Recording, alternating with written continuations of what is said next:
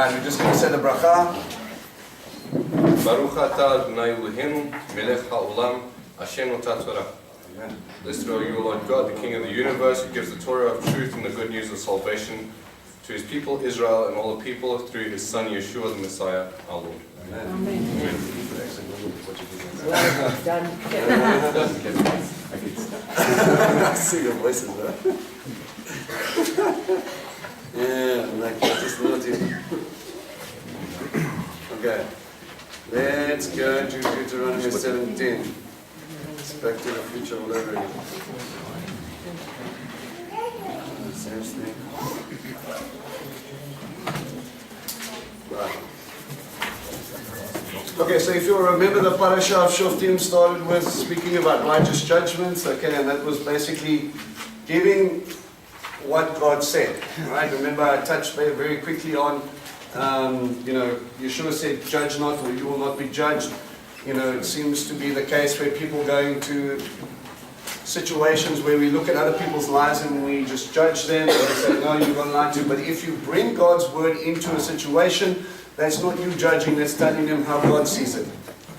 Okay, what Yeshua was talking about, judge not and you will not be judged, is he was talking to people that were hypercritical about other people. Okay? They weren't trying to figure out the situation, they were just throwing things in there. When you bring God's standard into any situation, that is your basis. Once you have your basis, you can lovingly walk up to someone and say, do you realize what you are doing? I don't have to Bible bash you, I don't have to beat you. Okay? It's not my job. My job is to go up to you and say, this is what God said. Do you understand why he said that?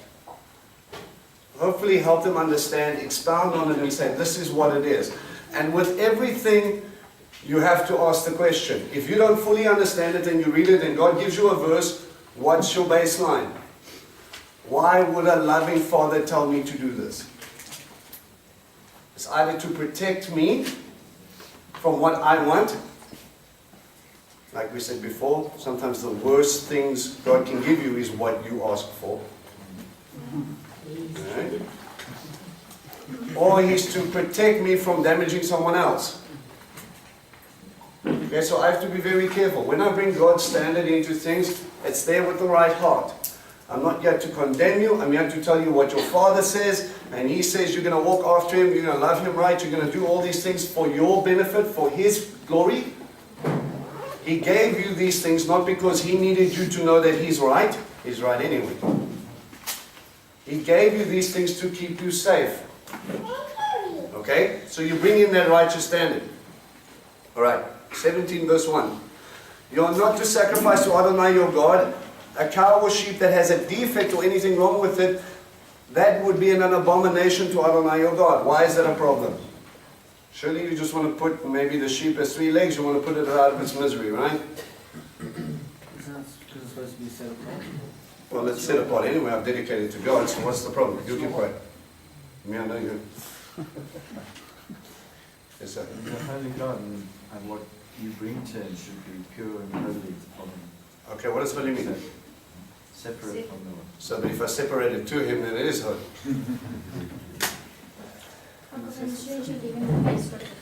Right. What normally happens when I have a main broken sheep in my flock? We're going to get rid of it. I need to take care of it, and it takes more work for me to do that. So what's the easy out? Be free. It's not my best. I am doing myself a favor by giving God something that isn't perfect. Now if you, let's put it this way. You buy something, and then it's kind of half broken. And it's your father's birthday. Daddy, I got you something. Isn't this thing you were complaining about because it's kind of not working right? Yeah. Thanks. Any of you cringing while we make the statement? You would not do that to your earthly father, then why do you think you can do it to your heavenly one? Okay? You give something that is unblemished. Okay? Yeah. Yes, sir. Is it also not a picture of Jesus being perfect? Absolutely. The perfect sacrifice. It's that foreshadow of. He wants you to understand that you give your best of, just like he gave his best. Absolutely. Okay? Oh, birthday boy!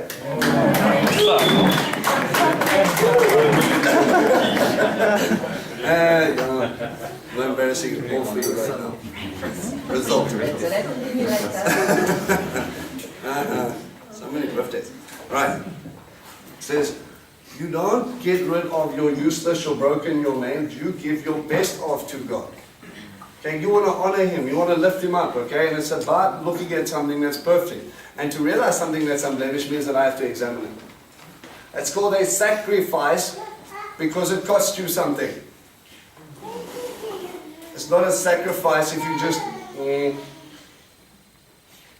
there we go. It doesn't cost you your time, doesn't cost you financially, doesn't cost you anything. It's just something that you do to get rid of something that you didn't want. Okay? You need to get back to the right heart of it. Alright. So, if there is found among you within any of your four gates in your city that Adonai your God gives you a man or woman who does what Adonai your God sees as wicked, transgressing his covenant by going and serving other gods and worshipping them, the sun, the moon, or anything in the sky, something I have forbidden, and it is told to you, and you are to hear about it, you are to investigate the matter diligently. I want you to just stop there. Transgressing his covenant. Okay? It's kind of a big thing. People make a distinction, or a difference between the term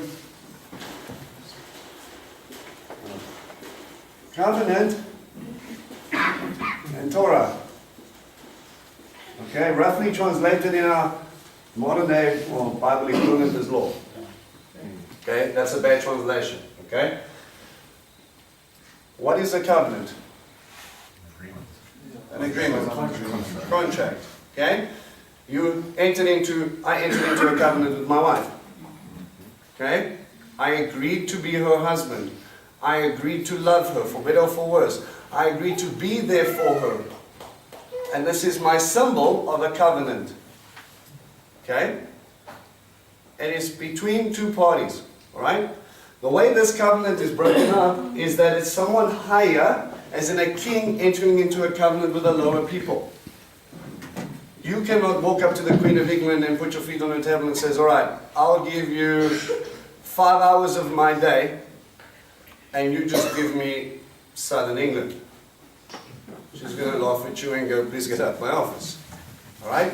But if she came to you and said, I want to enter into an agreement, all of a sudden it's different.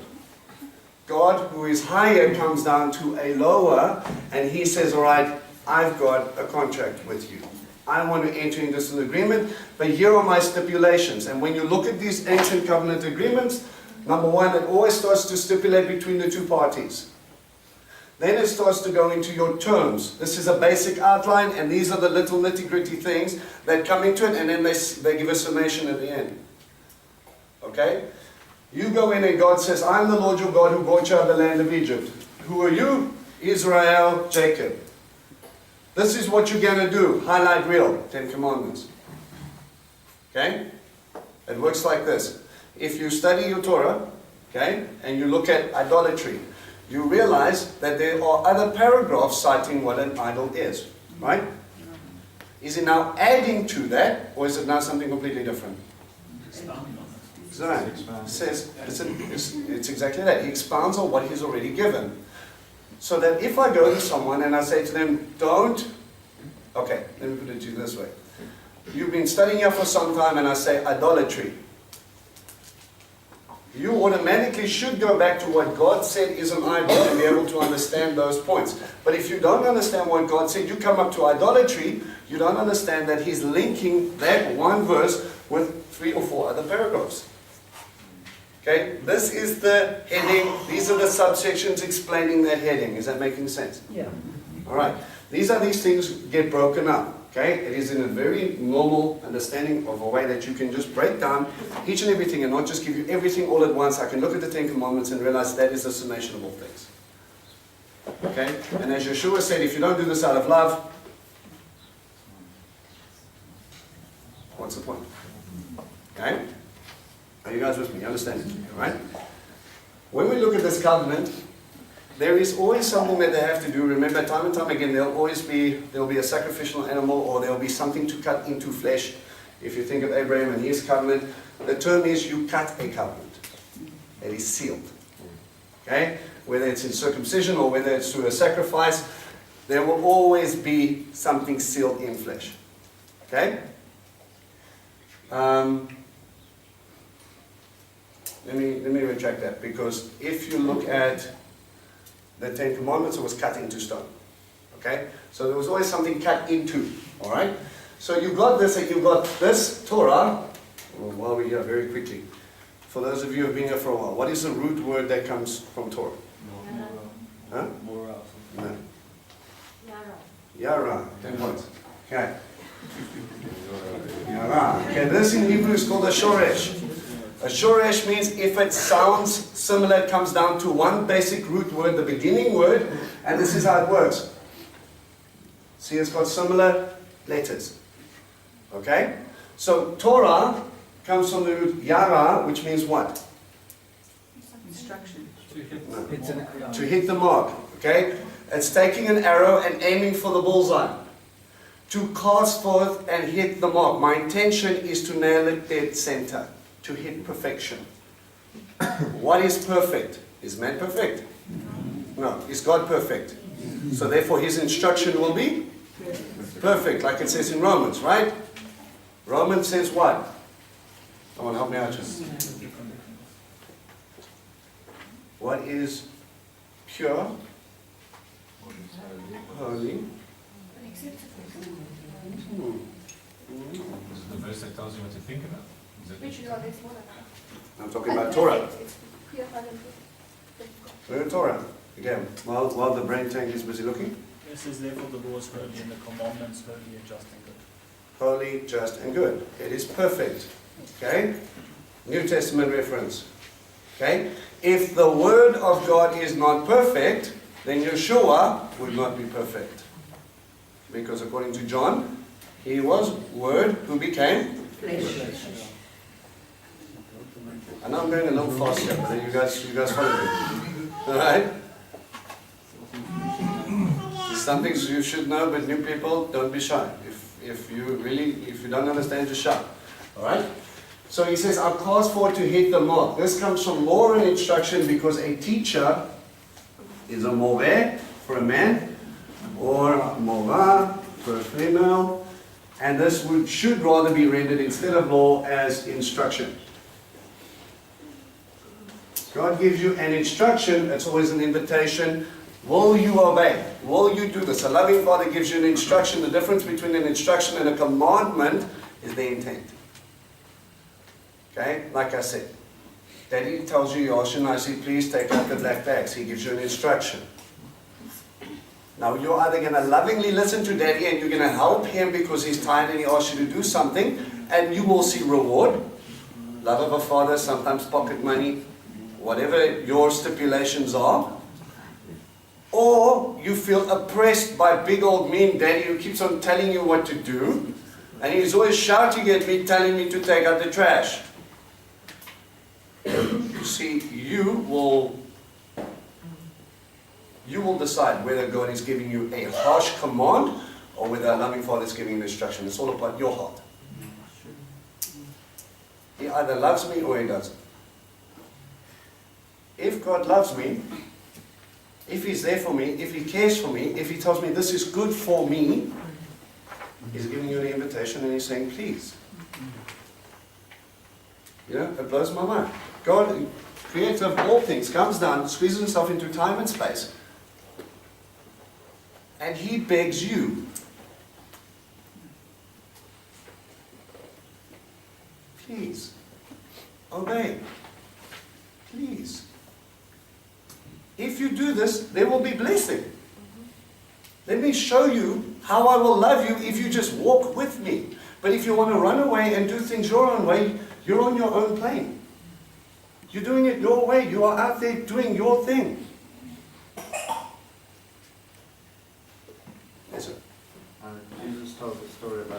talents, and the guy that buried his talent actually said, "I knew you were a hard taskmaster."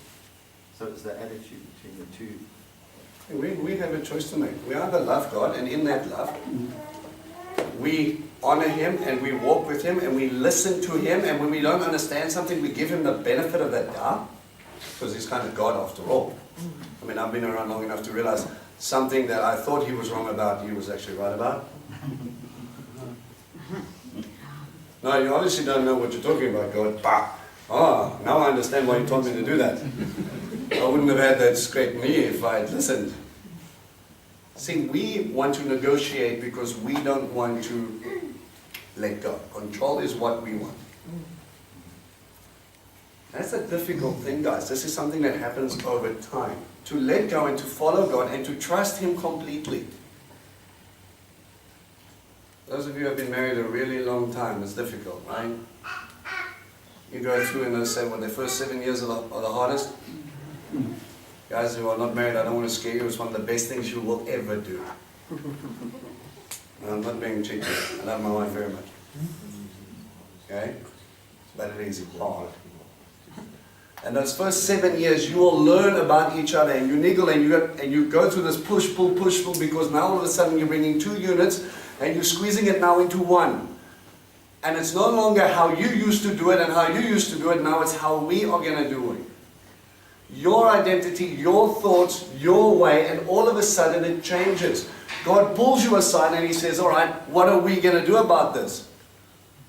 How about you tell me? I don't know what's coming. I don't know how to deal with this. I'm looking at this big mountain in front of me. I'm thinking, it'd be awesome if you just move it, but you're telling me we have to climb it? Why?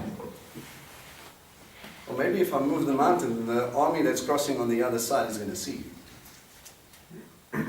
But by the time you get to the top, they've already done the way. Oh, why didn't you just say that in the first place? Because I want you to trust me. I know what's best for you. I have created you for the purpose of life. To be with me, to walk with me, to get me to where you need to be. And we make this distinction between Torah and the covenant and law. You cannot have a covenant without its stipulations.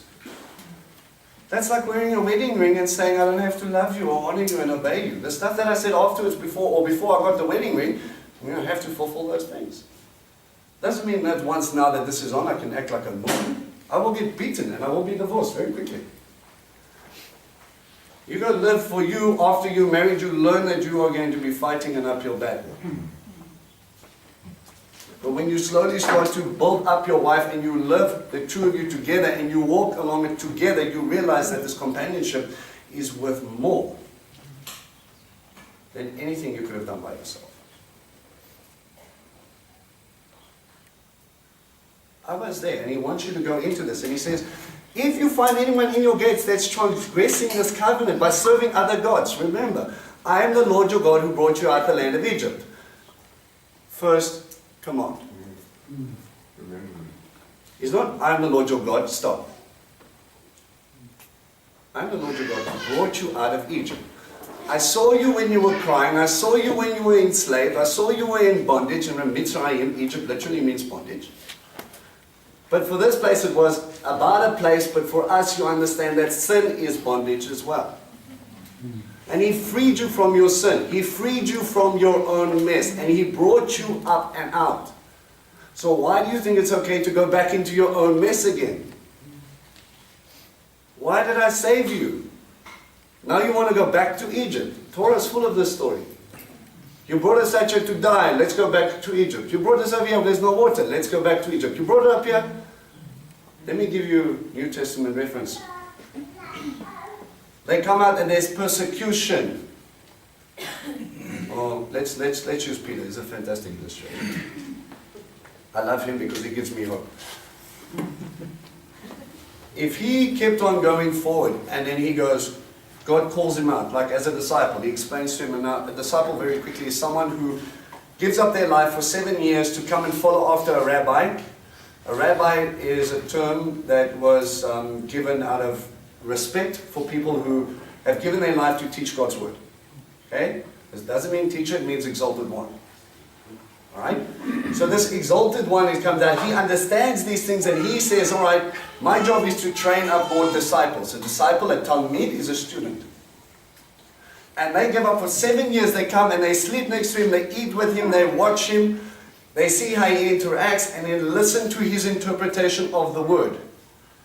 After 7 years, traditionally, you have learned enough to be like him, to emulate him. So when you speak, you should hear your rabbi. I'll give you one example of this. Yeshua walking on water, a fisherman Peter, who never ever walked on water, decided, if it's you, Lord, call me out. Nowhere again after this do we hear about Peter walking on water. But he says, if I am to be like my rabbi, and you're doing it, and you're saying I can be like you, tell me to come. And he does. Even for a short space of time. But God, time and time again, goes up to Peter and he says, hey Peter, come and follow me. Become my talmid. And he walks a little bit, and before you realize, no, Peter's back fishing. Hey Peter, lech achorai. Come and walk after me. And then a little while again, Peter's gone fishing. It happens to him 3 times. He just wants to go back. It's too hard. I'm not good enough. I can't do this. And he just keeps on going back to where he was. God was making you for so much more than what you think you're about right now.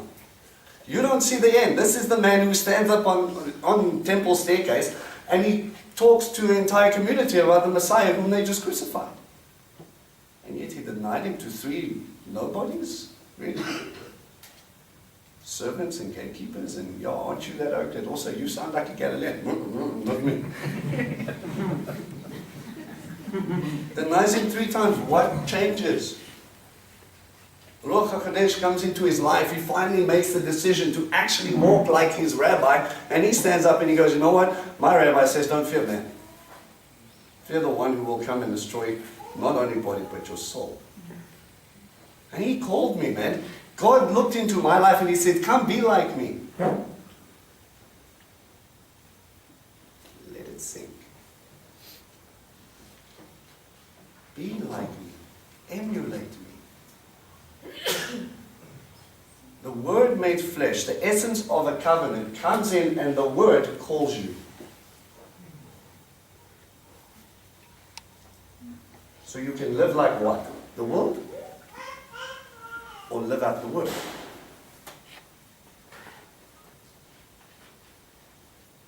It's an open invitation. And you have people in there that would go time and time again, running away, going back to what they understood before, running back to Egypt, going back to other gods. And they're breaking the first line of the covenant. That's like being married and the first thing is you go, I'm now your husband. And your wife runs off to her old boyfriend when you have your first argument. Nice, now. What would that mean for your marriage? How would that make you feel? You see, the 10 Commandments was not only a list of do's and don'ts, but it was actually a wedding contract. It's called a ketubah in Hebrew. The way he phrases it, I'm not going to go into it now before read Exodus 19, and he actually phrases it in such a beautiful way, and he brings you unto himself, and he goes, you have been brought unto me. Now will you listen? You've seen what I'm about, but I want you to come and be mine. That's the covenant he's talking about here. Are you mine or aren't you? Or do you want the boyfriends and the past lives and their old intentions? Or are you going to walk with me, you and me?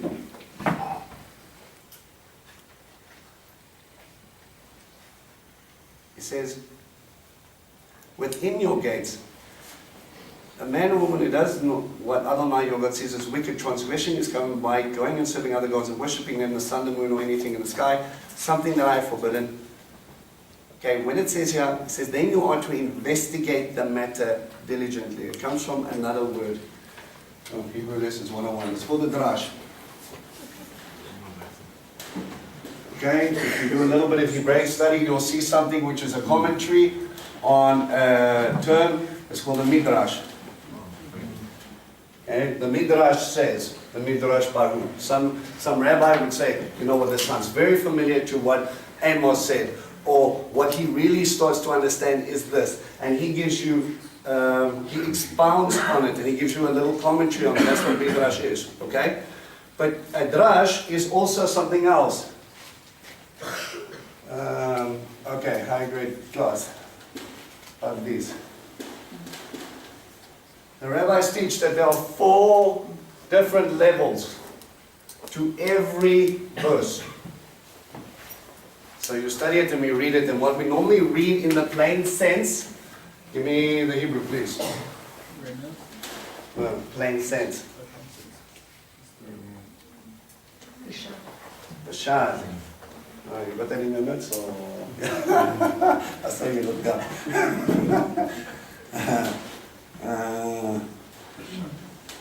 Bashad.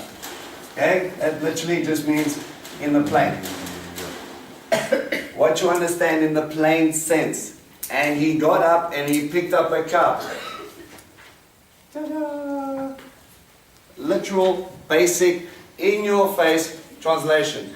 He went down into Egypt. Okay? Next level. Remez.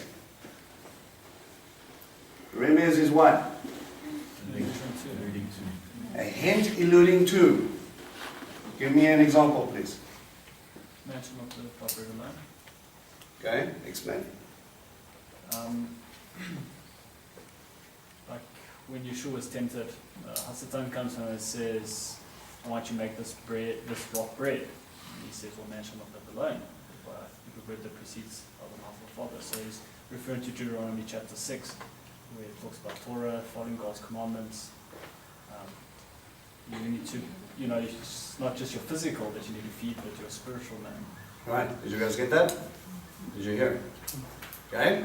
So when you say something, and a simple illustration again is this: you leave your Bible by my house using the same remez. I come up to you and I hold out the Bible and I say, "Man shall not live by bread alone." I'm not telling you to eat your Bible. I'm telling you that you will live by every word that proceeds out of the mouth of God. This is what your nourishment is. If you leave this by me again, you are going to be very hungry. I'm not talking about your physical, talking about you're not feeding your spiritual. Okay? So it's a hint alluding to, and this normally links portions together. Okay? Another term for this that's quite nice is called a kesher. Kesher links portions to give you the interpretation of. Rabbi, what is the greatest commandment? Okay, Yeshua was asked, what is the greatest commandment? Yeah. Some Gospels will say, love the Lord your God with all your heart, all your soul, and all your mind. Another Gospel will say, hear and listen, Israel, the Lord is God, the Lord is one. Which one is correct? It's the same, because what he's actually doing is he's linking a prayer called Shema, right? And that Shema says, hear and listen, O Israel, the Lord is God, the Lord is one. And you shall love him, blessed be his kingdom, his name forever and ever. And you shall love the Lord your God with all your heart, all your soul, and all your mind.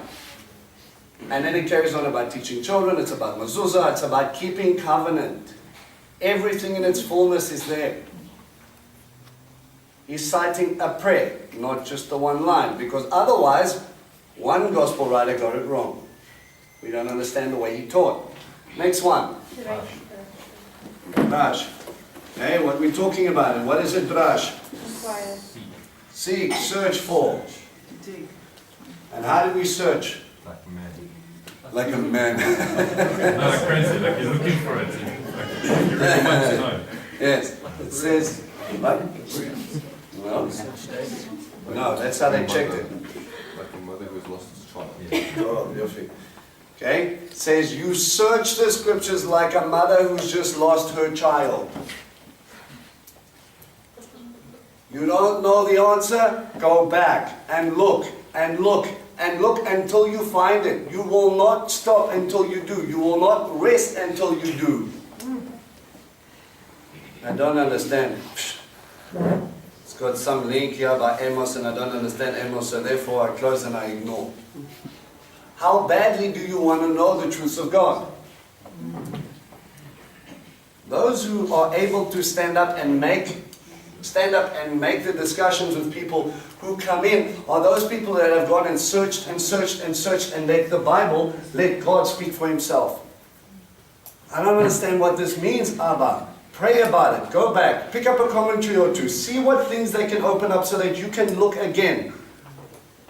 And you search through this word, because I promise you, what people see in the new is not new. We look at the New Testament and it says, and thus he gave a new commandment. It wasn't a new commandment, he was citing Leviticus. So what was he saying? I'm giving you, my Talmidim, my disciples, my students, a new instruction. Don't forget what God said. Love. Yeshua makes a kesher. And he says, the second commandment, or the second greatest, is love your neighbor as you love yourself. On this, everything hangs. You want to understand what Shema really means? Love. And he links the two portions together. If you love God, you will love man who was made in his image. Yes or no? Yes. How do you love God? Follow his instructions. And the last, again, if you look at, you come back to the covenant, the first 4 instructions deal with what? 10 commandments, the first 4. Deals with your relationship with God. It's between how I worship him. He is God. Don't take his name in vain, etc., etc. And the last 5 to 10 deals with my relationship with man. So by loving God, I'm honoring him first. And by loving God, I'm dealing right with man. I'm not going to steal from you, but with you. Right? These are these things that God has established in the very beginning. It is the basis for all covenant. I am the center and I am the starting point. And once you have me, then we're going to look at your community. Because God is always about the family. Always.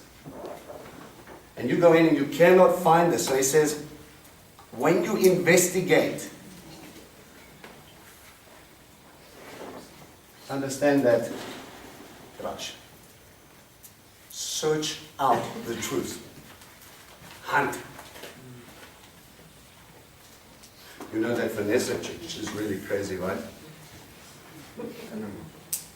Gets it from the Father.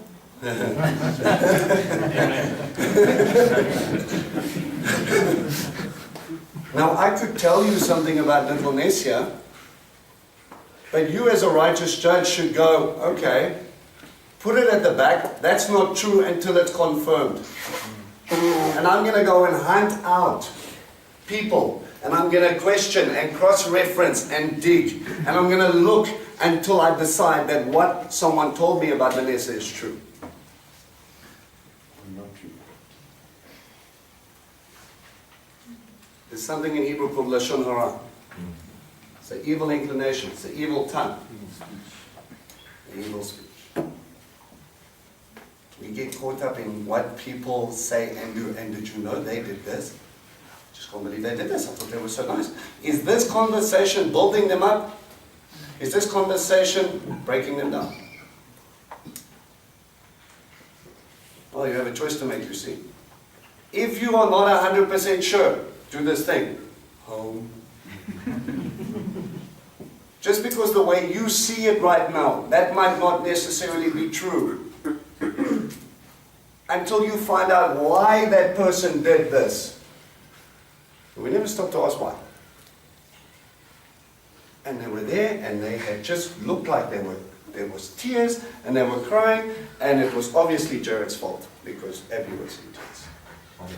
Obvious, you know, husbands just, that's it. Or she comes in with a little bit too much makeup around the one side of her face. Jared, my boy, we're going to have a talk. Those big hands, bruh. No beating. Maybe we should go back and we should talk to Abby before we start to beat Jared up. And maybe we should investigate a little bit more before we break the man down.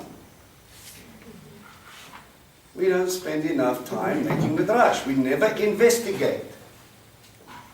Now God's talking about stuff that can convict a man to death. Now God is a God of life. You know that the Sanhedrin, the judges who were in that time, the 70, in their space, in their time space that they reigned, if they convicted one person to death, they were considered to have bloody hands.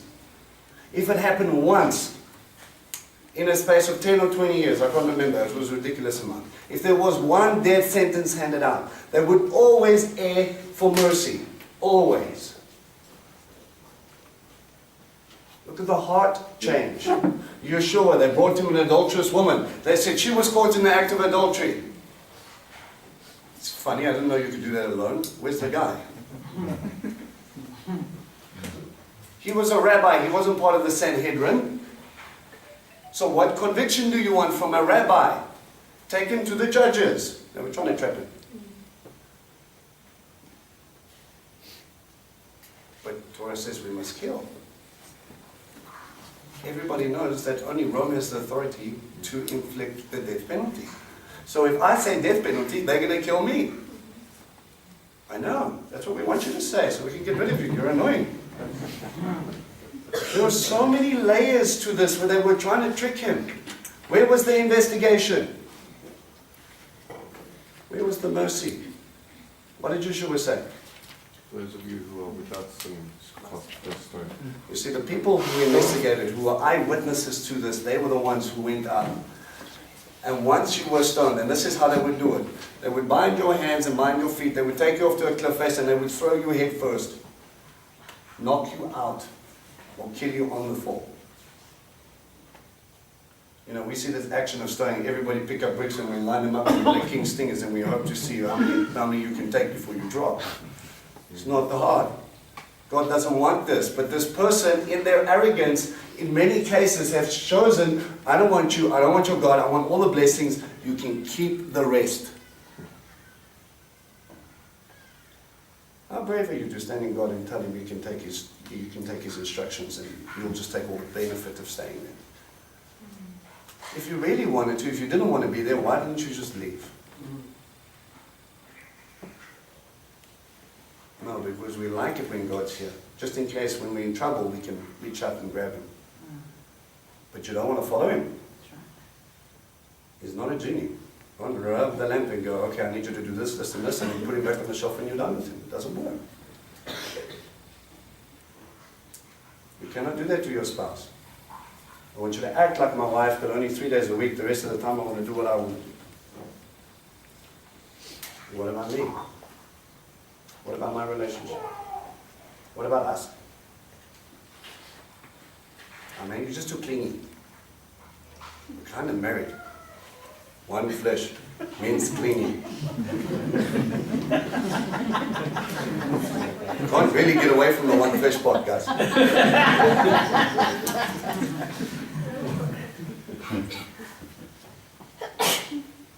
See, we get into this thing and they would go in and they would tie this person up and they would throw them and hopefully kill them or knock them out. And then the witnesses, at least 2 or 3, would take stones, not stone, and walk up to a cliff face and aim. And they would have to let go. So you as a witness, how sure are you? Did you see what you saw? Are you sure? Sure enough to be able to pick up a stone and stand over them, look at them lying there. Now, it's easy when we can get someone else to sort out the problem. But when you're the one who have to look at that body, you see sin kills. And it normally starts with you. That's why he doesn't like it. But you as a community member, you as a community member have to make a stand. I'm either going to be for God and with him, or I'm going to tolerate this.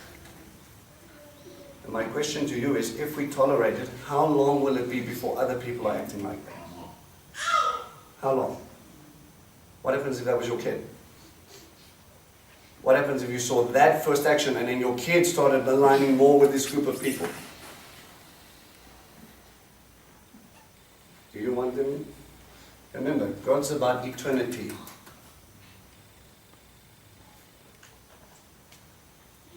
You know, He kicked Adam and Eve out the garden so they would not eat of the tree of life because He didn't want them to sin forever. And I gave you a choice. You could have eaten from the tree of life. That was not one of the trees you weren't allowed to eat from. But you chose knowledge of good and evil.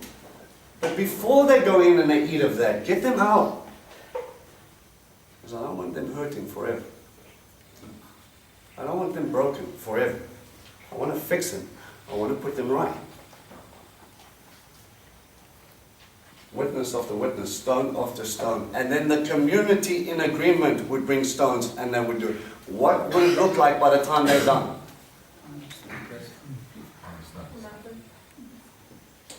You think for people walking past that cliff face, what happened here? Harsh, right? It's easy when we can go, okay, yes, you know, many people are, I'm not going to get into this debate, but you look at death penalty. Let the courts decide, let the jury judge, let someone else flick the switch and I'll carry on with my life. It's not how it works. God says, you make that stand. Are you with me? There are people in the world where they will tolerate wickedness, they will justify it, they will bring it into your house. And I don't know about you guys, but I mean, in many cases, I mean, when we were growing up, it wasn't our family or at our parties that people were wanting to beat the snot out of each other. It's other people who would leave their house and come to our house and beat the snot out of each other there. You're like, why are you in my house? Why couldn't you do this in your own home? Somehow it feels better. And then they leave in the same car together and then they go back to their house after ruining our evening. I'm like, this is bizarre to me. Alcohol is bad. Yeah. You get people out there that are looking to bring wickedness and injustice, and they will bring it into your house if you let them. If you do not stand up and you say, right, this is how it's going to happen. You thought you were going to come in here and you were going to do X, Y, and Z. Daddy's standing at the door. Be very careful what you say next. I've got no problem dialing 1 or 111. Good luck with that. You might have to send a few people to go and fetch them and bring them and take them in. I'm going to send a call to get Or send the people. You uphold that standard. You bring what you want into your house. And God is saying, when these things sort of happen, and understand again, this is not God saying this is okay. But He's leaving room for people because He knows people are going to fall. He says people are going to be so stubborn, so hard-hearted, so mean that they're going to look at me and they're going to say, God, no thanks. It's happened time and time and time again, going through this wilderness. If you don't want God, leave. Leave.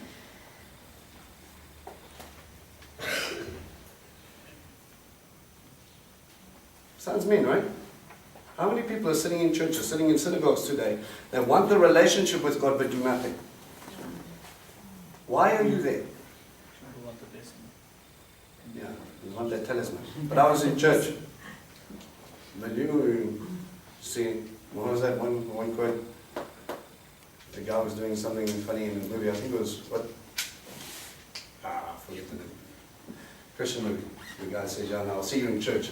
And then his buddy looks at him and says, I'd like to see the church in you. All of them, that's it. See, that's the problem. Church was never a building. That's just bricks and stone, man. That's a place of community. A synagogue was a place you could get together because your houses are too small to host people.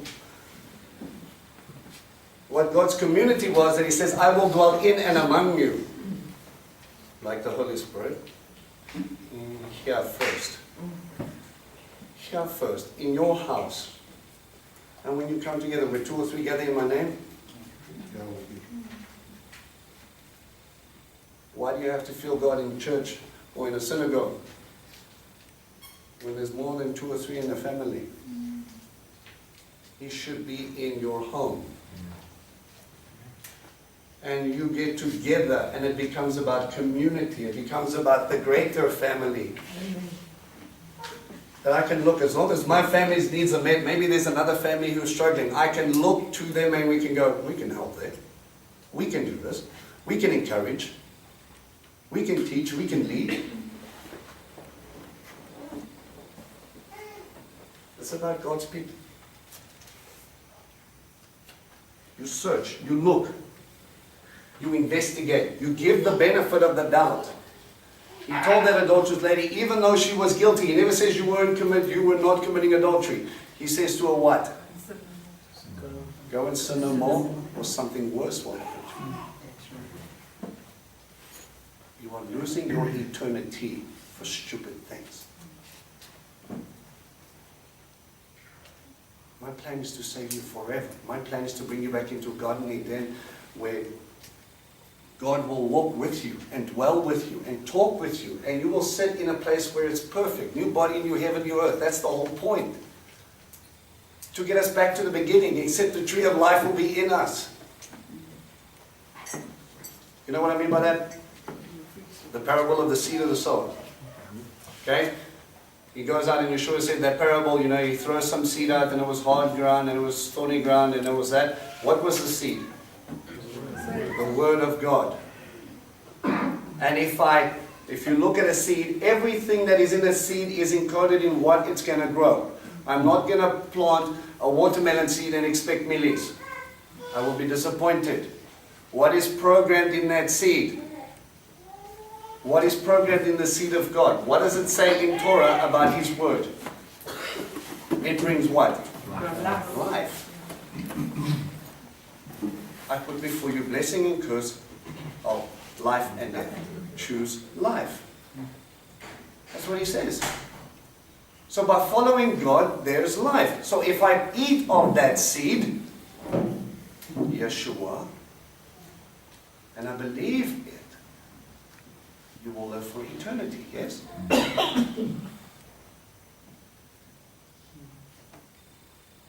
careful what you eat. Last one. Sword. Sword or sud? Means what? Mystical meaning. Mystical. Hidden.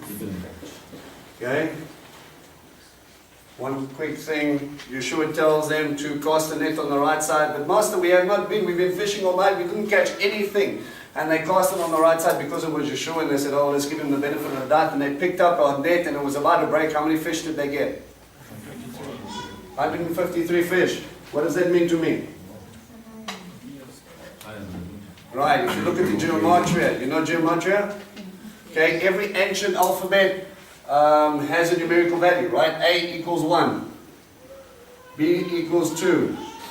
So if I say, learn your ABs, I don't have to say, learn your ABs, I'll just say, you better know your 3. Okay?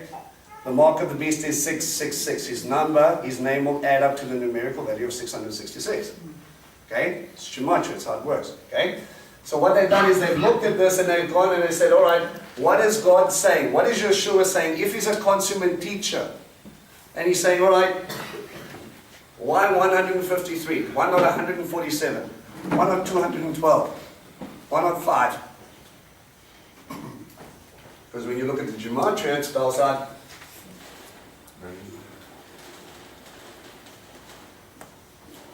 2 words.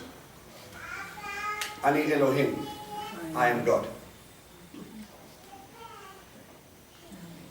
Every number, every word is chosen by God to teach you who He is. You need to take it. Okay? So he goes up and he investigates. That's what Darash means. If it is true, if it is confirmed that such a detestable things are being done in Israel, then you are to bring the man or the woman who has done this wicked thing to your city gates and stone that man or that woman to death. The death sentence is to be carried out if there was a testimony of 2 or 3. Again, always mercy. He may not be sentenced to death on the testimony of only one witness. The witness are to be the first to stone him to death. Afterwards, all the people are to stone him. Thus you will put an end to the wickedness among you. You whole portion, man, you're going to look at it. He says, this is how we stop sin. I don't like it, but sin equals death. You know what sin literally means in the pictographic? Okay, let me rewind. You know pictographic? Okay, it is basically the first Hebrew, like hieroglyphics. Pictures mean something. Aleph looks like, okay. Me, I went straight to cursive. Just check me. Aleph looks something along those lines, yes? Right? Yeah, it's a bit wonky, okay, forgive me. I learned cursive which look like that, okay? In the text, it looks like a slanted X, okay, with two U's on it, but in the ancient pictographic, it was something that looked like that. Go and check me, it was an ox egg. Okay? The line with you. Yeah, it was on top, right? Right? Something like that. Alright? So that's basically what it is. Don't focus mine as if it was perfect. Go and look at it. Okay, so when you look at the ancient pictographic, when you look at this picture, when there's meanings, each letter is telling you something. Aleph means the rosh, the head of, the first. Okay? So when you look at the ancient pictographic meaning of sin, it literally means a strong fence, a wall, separation. Separation to who? God, right? Sin builds the wall. It separates me from right relationship with Him. All of a sudden, there was someone who protected the gate. When sin came in, He put an angel there with a big sword and He said, outside the garden, thanks. You want that relationship, but there's a barrier now. How do I get back in there? Through a sacrifice. Kapera, in Hebrew, an offering, literally means to draw near to. I need to break down the fence first. Okay? So you're getting into this situation where your sin is separating you. Alright. This is how we stop it. Your sin will always move you away from God. Your sin will always bring death. Once sin happened, you will go back to Genesis and then you see this lovely chapter. Adam lived for so many years and then he died. What is this thing called death? And you look at everybody thereafter, since that sin, there was death. And then he died, and then he died, and then he died, and then he died, and then he died. Emphasis, not on how many years they lived. You were made to live forever with me, and this is what you chose. Psalmist says, they cry out to me, paraphrasing here, they cry out to me because their creation is broken, but I did not make it, you did. You choose to sin, you bring death into your life. God says, I need to fix it, but to do that, you need to die. So how do I die and gain life?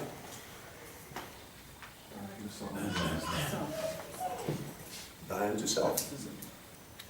Right? I give my life to God and I say, you can have it. Now I'm going to live for you. I'm going to walk with you. I'm going to do it. I'm going to do it your way. I'm going to take you out of your bondage, out of your death, out of all your bad choices, and I'm going to fix it because you made balagan. That's what you chose. Now let me show you what you were made for.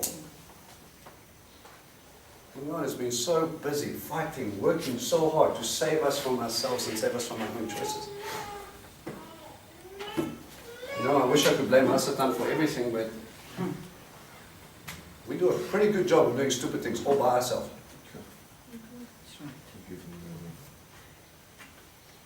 He doesn't have to convict us much. He doesn't have to dangle the carrot. He can only tempt you. He can't force you to do anything. He's just be like, look, money.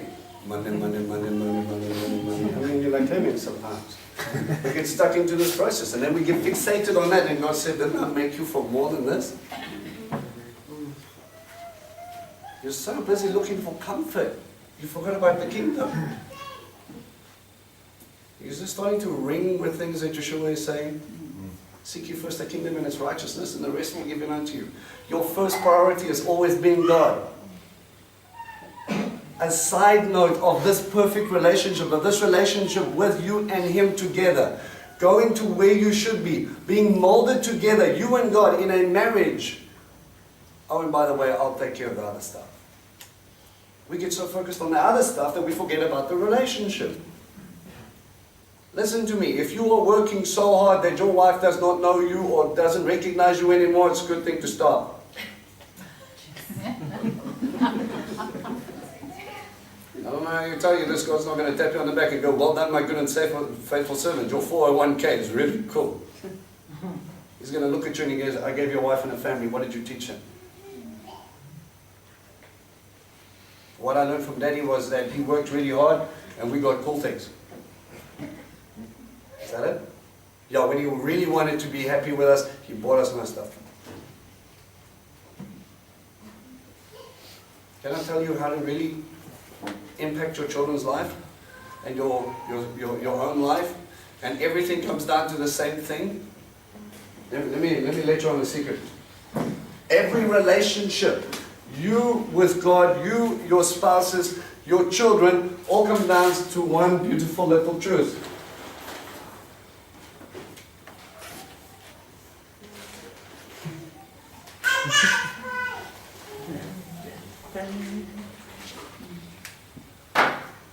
If you don't spend time with me, I'm obviously not worth it. I don't think you can buy my love. I don't think you can teach anybody who you are. What built your relationships in the beginning was time. Time on the phone, time talking, time holding hands and eating ice cream, time going out, time together. Date night was every night.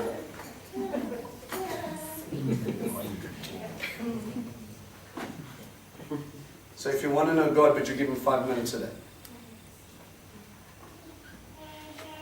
But you spent an hour and a half on the phone with your girlfriend. Me, I was there. Not judging. Smiling. Because I know where that leads. You cannot complain about what you know or your relationship, or look at the fruit of your relationship. Look at the world, guys. You will either have people with ridiculous amounts of money and their marriages are falling apart, or they're focusing all their time on the wrong things. Parents, listen, if you focus all your time on your kids and none to your spouse, when your kids leave, and they're gonna, no matter how comfortable you make it, you're going to look across the room and you're going to look at this person that you said you've loved every day, and you won't recognize them. I've seen people split because their children had decided they wanted to be grown-ups and live their own lives. And when they looked across the room, their relationship was built on partying, was built on their children. And when the partying wasn't enough, they looked at each other and they said, why are we here? You know, there's this lovely thing in when you do counseling, you know, people look at you and you go, you know, I just fell out of love. I don't just, I love them, but I'm not in love with them anymore. That's my professional opinion. I don't have a degree, so don't stress about it. I was told that. Get lots of them. My question to you is, when did you stop loving them? You see, love is not just your feeling, it is an action. Yeah, they're doing work. Eh? You need to do it. And if you stop doing it, then it gets colder. It's very simple. Love each other. You just don't love me anymore. I hate it when you say that. I think of you every day, but you don't talk to me. Problematic. We cannot smell what you're thinking. That works both ways. Me and my wife is, I love it. She's probably going to beat me for telling you this. But she has conversations with me and then she leaves the room and she carries on talking to me and she goes like that. And then she comes back and she goes, but you didn't do what I asked. I'm like, I didn't understand what you were saying. You see, the thing is, we get so busy doing things that we were thinking about and doing and getting there and getting it done and all the rest of it, we forget to engage. When you look back at how your relationships were built on, you would sit across the table and you would look into each other's eyes and you would actually talk, and here's the kicker, the other person would listen. Who knew? One of the hardest things you're going to do in a relationship with God is you're going to carry on talking, but you never stop to listen.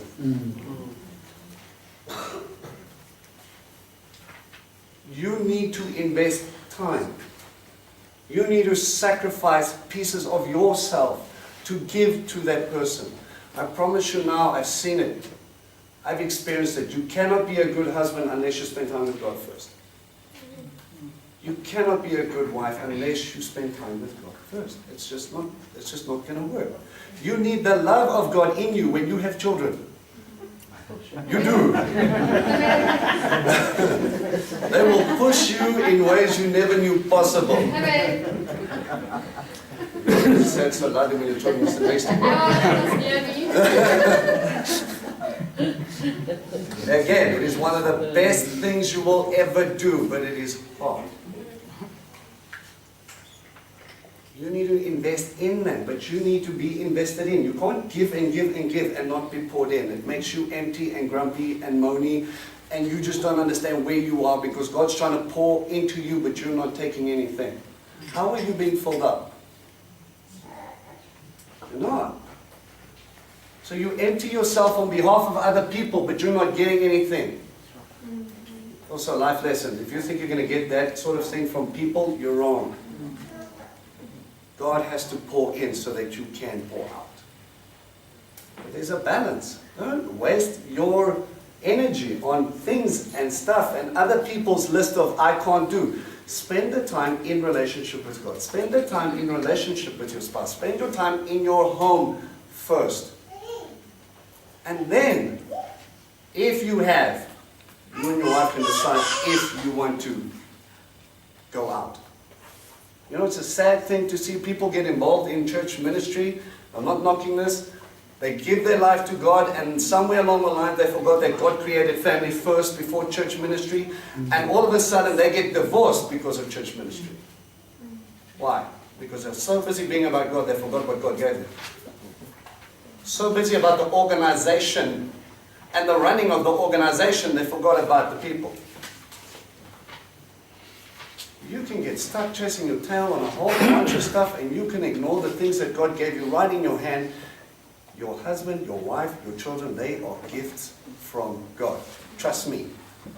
That tenant that Uncle James was talking about, he's going to come and he's going to go, what did you do with it? And I told him to sit down and keep quiet because I'm busy with your business. Really? Everything about covenant is built on marriage. Everything. So you honored me by ignoring that. Something has to change, guys. Something has to give. Where am I? 8. Ish.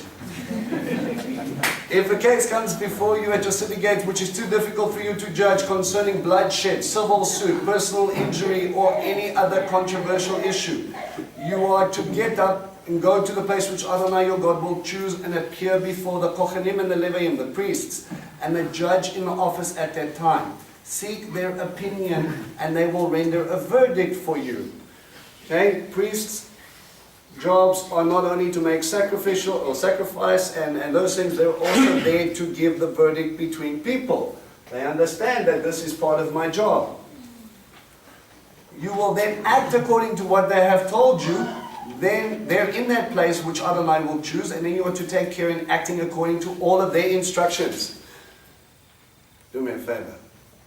If you look for advice and you come to someone with authority and you go, what do I do?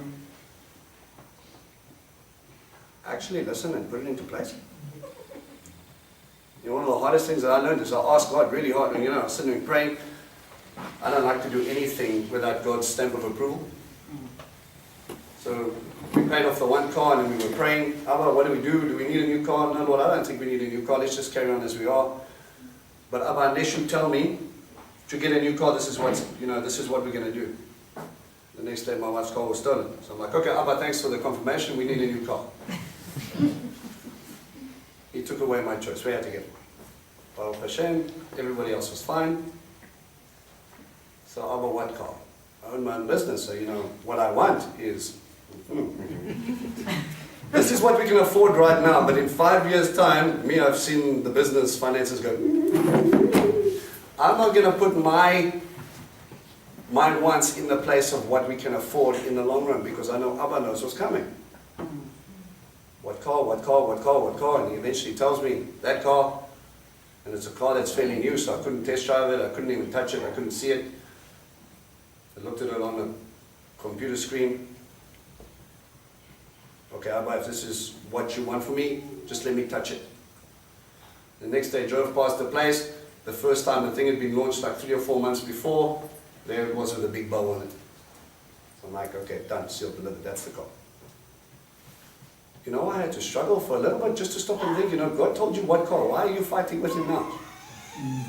Why are you seeking counsel unless you're going to use it? Be very careful what you ask of those in senior positions. Because they're going to give you information you might not like. Do you really want to know what we think about that?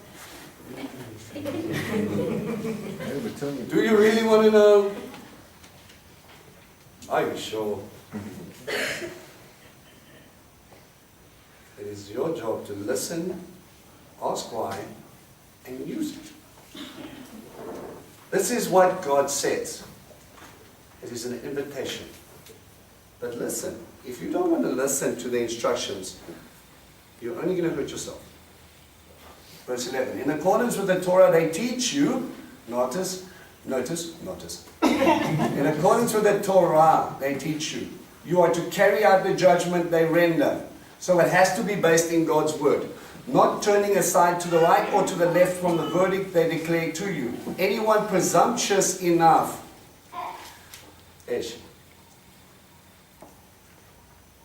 Don't jump to your own conclusions about what you think people should do. Not to pay attention to the kohen appointed to serve Adonai your God or to the judge, the person must die. Now, here's a verse we don't talk about every day. If you fail to listen to, what is God saying? I have put that person there, I've anointed them, I've given them authority, they are judging from my word. Not listening to them is as good as not listening to me. Now again, don't be confused. It says in accordance to Torah. Okay? It is not someone's personal opinion or conviction. If it cannot be based in the word, smile and say thank you for your advice. I will go and ask Abba if I need to do this or not. But if you come to someone and you say, this is our situation, God has said this is what you need to do. Refusing them is refusing God. Let me spell it out for you plain and simple. Disobedience brings death. Eve disobeyed, and there was death. Yeshua obeyed, and he brought life. Now, isn't that a funny picture?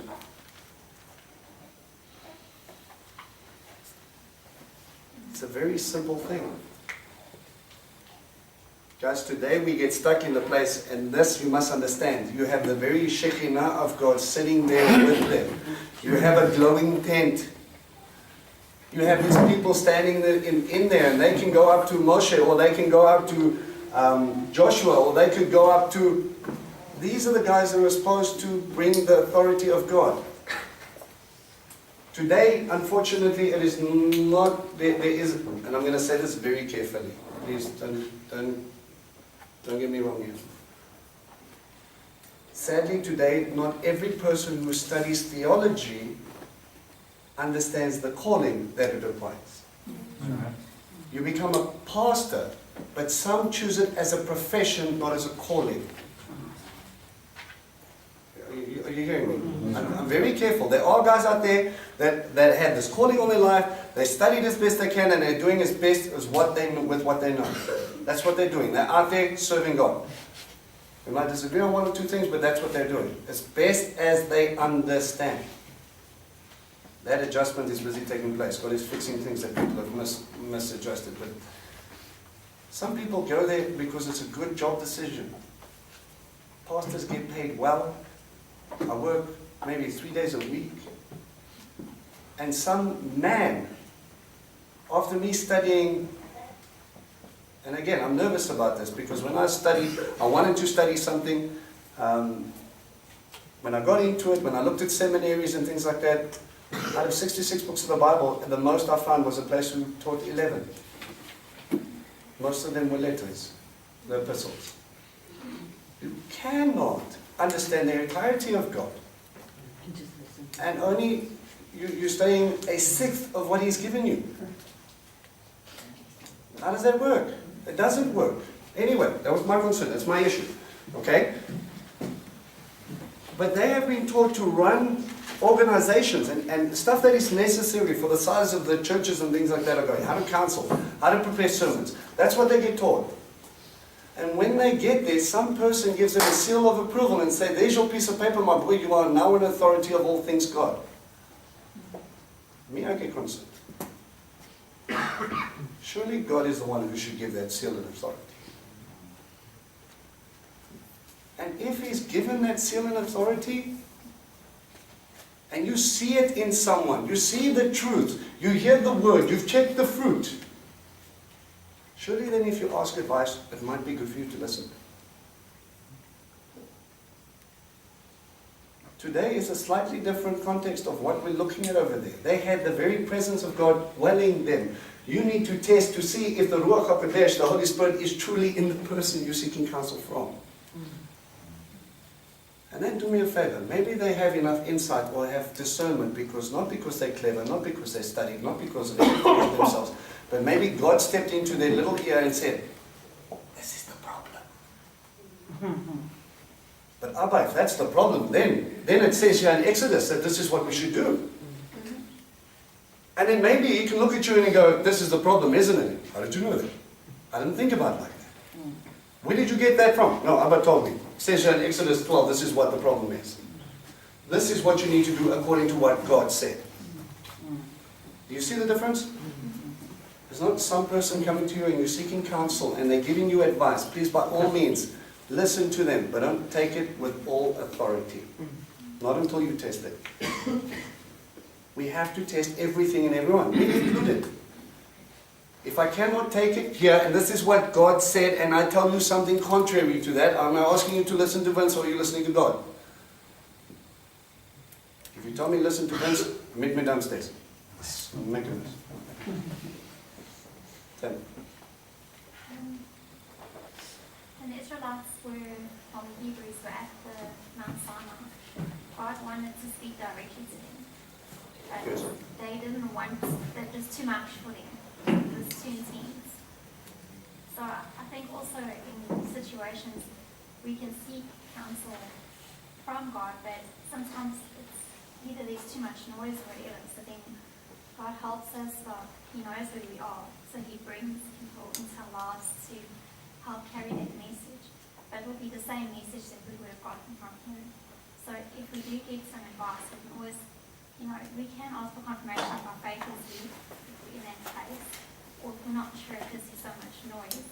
But also it's like, trust God that He will bring you the right answer, even if it is within you. I like the heart, and you brought up something very important, but I'm going to change it a little bit if you don't mind. Always seek confirmation. Always. Okay? God will reaffirm His instruction, I promise you that. He will tell you, He will show you, He will make sure you know, so that you cannot turn around and say, oh no, but Vanessa said. Why are you doing this? No, Vanessa said. But did God tell you? Well, I don't know, it felt like it at the time. You see, we're kind of sitting in a stage where you need to be sure you're doing what you're doing, not because man has said, but because God has said. And you might not understand the fullness of it, you might not understand everything, but you understand this. God has told you to do this. And that's what you need to stand on. Is that making sense? You're looking at me like that. Yeah? You with me? Okay. Alright. Thus you will exterminate such wickedness from Israel. All the people will hear about it and be afraid to continue acting presumptuously. I'm protecting you from something here. When you have entered the land Adonai your God is giving you, have taken possession of it and living there, you may say, I want to have a king over me. Again, Something that is allowed, not necessarily God's heart. Who is the king of Israel? God himself. How do we know that? Come on.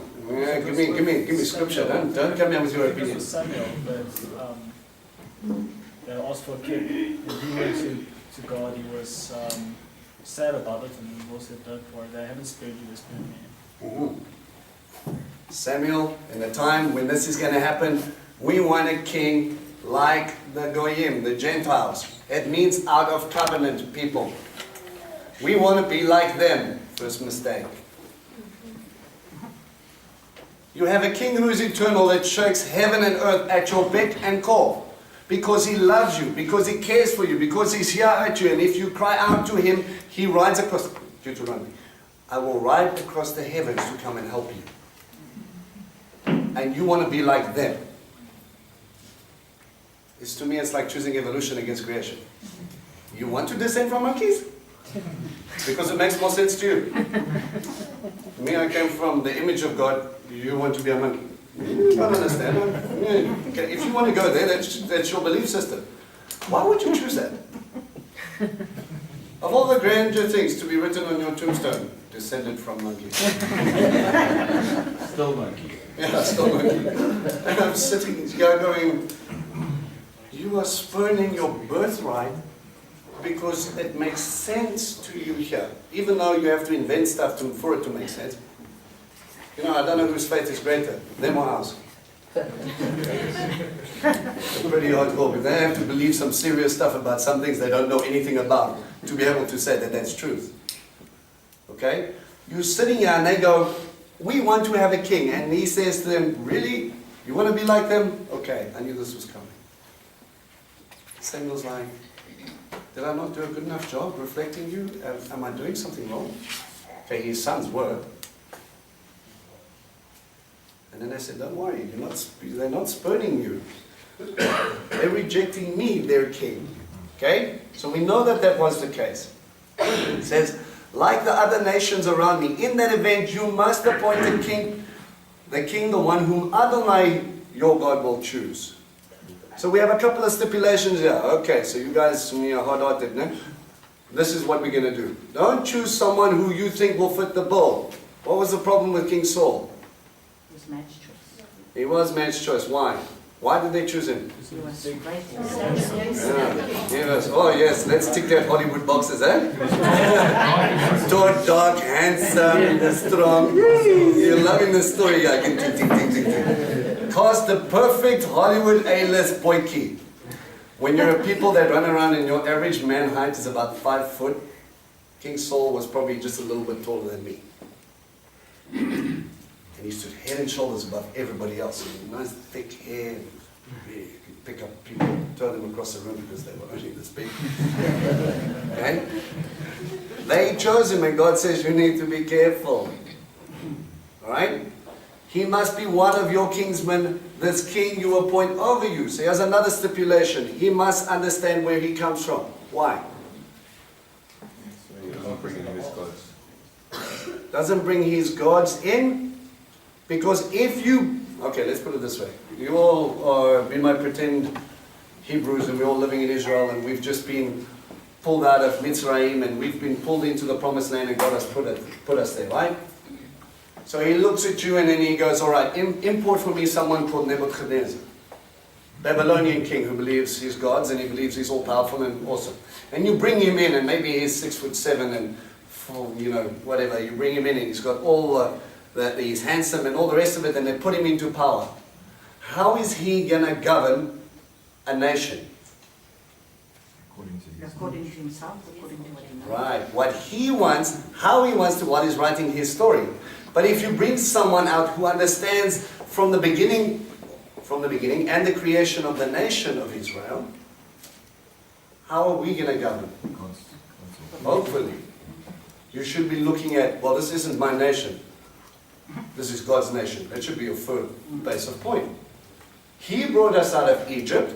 He has led us here. We're sitting in His land. That's what that's the stipulation. You can go into this land. The land is mine. I've given it to you for a time.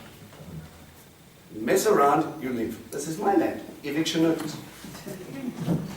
You can stay here as long as you live according to the rules. As a husband, you can stay in the house as long as you act like my wife. But if you act like a harlot, do you think I'm going to let you back into my house? Come on, this isn't rocket science. No, but I love you. Go away. Close the door. You're not going to let that person back into your home. A husband cannot go run around and go be all he can be everywhere else and then come back and want a relationship with his wife. She's going to lock him out. That's very simple. That relationship takes two. Okay? So you have to appoint him from someone who's here who understands where they came from. Verse 16. However, he is not to acquire many horses for himself or to have the people return to Egypt to obtain more horses, inasmuch as Adonai your God has told you never to go back that way again. It is so strong that he says you will not even go entertain or trade there. I shared with you guys before. There are certain things that God has pulled you out of that you're not strong enough to be able to go sit there in the same vicinity and think you're not going to be offended or drawn in. You're just not. We drank too much, we partied hard. I would not. There was a point where I could not trust myself. For 6 months, I would not set foot in a pub.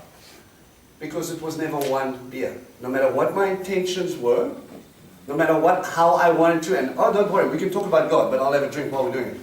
It's not right. I could not trust myself, so I had to redefine people who didn't understand. I have friends who still don't understand. And I had to take them to Mug and Bean, and they used to laugh at me because I wanted cake and coffee. Swap tequila and beer for cake and coffee, and we just went, okay, that's fine. This is now my new stipulations. This is where I'm safe. I'm not going back.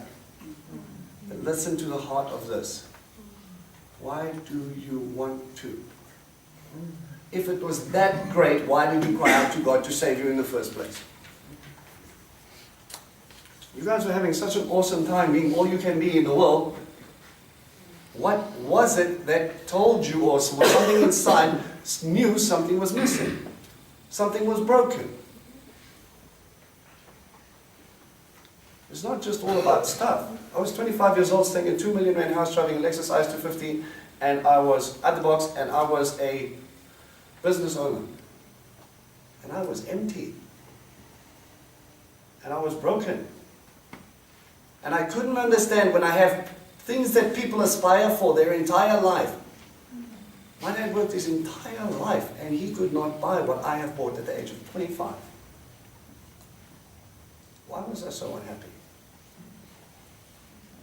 There's something more. We were made for so much more than stuff. That will not give you meaning. That will give you distraction.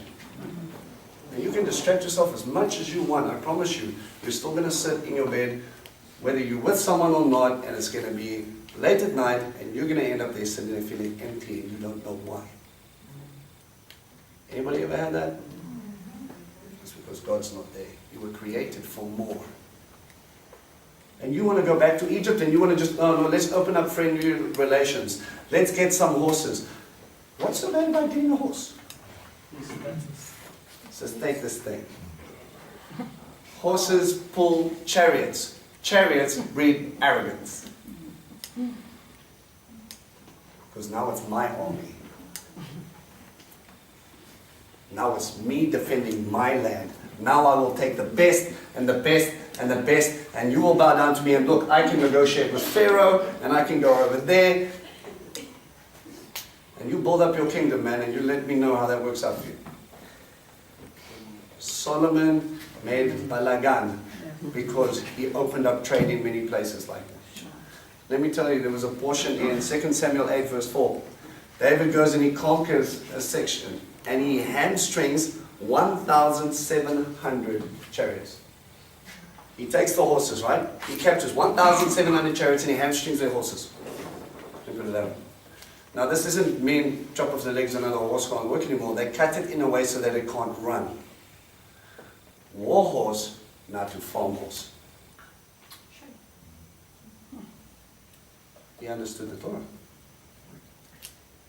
He said, I'm not going to take up a bunch of horses. I could quite easily. These things were trained for war.